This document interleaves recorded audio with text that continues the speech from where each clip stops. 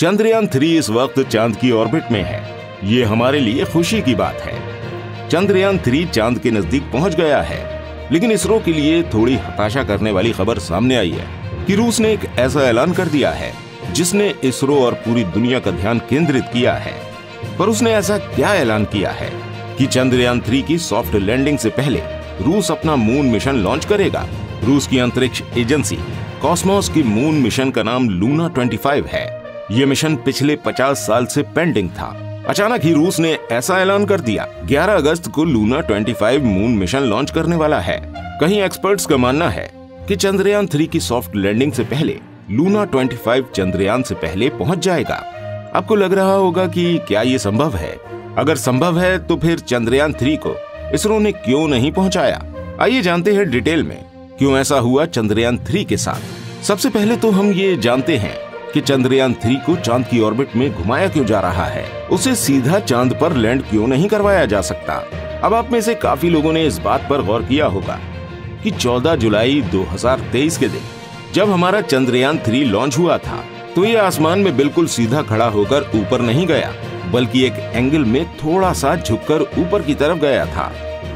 इसके बाद पृथ्वी के वायुमंडल से निकलते ही वो पूरी तरह हॉरिजॉन्टल हो गया था और फिर उसने पृथ्वी को ऑर्बिट करना शुरू कर दिया था। असल में चंद्रयान को पृथ्वी से उड़कर सीधा चांद पर नहीं भेजा जा सकता, बल्कि इसके लिए पहले उसे पृथ्वी के ऑर्बिट में चक्कर लगाने होते हैं और उसके बाद धीरे धीरे करके वो आगे बढ़ता है। ऐसा इसलिए क्योंकि चंद्रयान या उसके जैसे किसी भी अंतरिक्ष यान को पृथ्वी की ग्रेविटी से बाहर निकलने के लिए एक बहुत तेज रफ्तार पकड़ने की जरूरत होती है, जिसे अर्थ की एस्केप वेलोसिटी कहा जाता है। आपको बता दें कि पृथ्वी की एस्केप वेलोसिटी 11.185 किलोमीटर प्रति सेकंड मानी जाती है। इस रफ्तार को अचीव करने के लिए ही चंद्रयान से पृथ्वी को ऑर्बिट में चक्कर लगवाए गए ताकि वो ग्रेविटी का इस्तेमाल अपनी वेलोसिटी को बढ़ाने में करे। साइंस की भाषा में इसे स्ट्रिंग शॉट इफेक्ट कहा जाता है। तो अब जिस तरह चंद्रयान पृथ्वी के ऑर्बिट से सीधा बाहर नहीं आ सकता, ठीक वैसे ही इसे चांद का ऑर्बिट करवाए बिना सीधा उसकी सतह पर लैंड करवाना पॉसिबल नहीं है। और इसकी वजह है चांद पर किसी भी तरह के एटमॉस्फेयर यानी वायुमंडल का न होना। आपने देखा होगा जब कोई अंतरिक्ष यान स्पेस से वापस धरती पर आता है तो उसकी रफ्तार कम करने के लिए पैराशूट का इस्तेमाल किया जाता है। ऐसा इसलिए संभव हो पाता है क्योंकि हमारी पृथ्वी पर वायुमंडल या अकेले हवा मौजूद है और पृथ्वी पर वापस आते हुए अंतरिक्ष यान को इसका ऑर्बिट करने की जरूरत नहीं पड़ती। यहाँ तक कि मंगल ग्रह पर भी उसका अपना एक वायुमंडल है जिसमें अलग अलग गैसें मौजूद हैं। यानी मंगल ग्रह पर अपना कोई लैंडर उतारने के लिए हमें इसके ऑर्बिट में घूमने की जरूरत नहीं पड़ती, क्योंकि हम चाहें तो पैराशूट का इस्तेमाल करके सीधा इसकी सतह पर लैंड कर सकते हैं। लेकिन चांद पर कोई हवा नहीं है। ऐसे में 41,000 किलोमीटर प्रति घंटे से भी ज्यादा तेज रफ्तार से आगे बढ़ रहा चंद्रयान अगर सीधा चांद की सतह की तरफ बढ़ गया, ये अपनी रफ्तार कम नहीं कर पाएगा, क्योंकि वायुमंडल न होने के कारण न तो यान की गति पर हवा का कोई प्रेशर पड़ेगा और न ही पैराशूट से रफ्तार कम करना संभव होगा। साथ ही इतनी तेज रफ्तार को चंद्रयान 3 में लगे रेट्रो बूस्टर भी कम नहीं कर पाएंगे और ये चांद की सतह पर क्रैश हो जाएगा।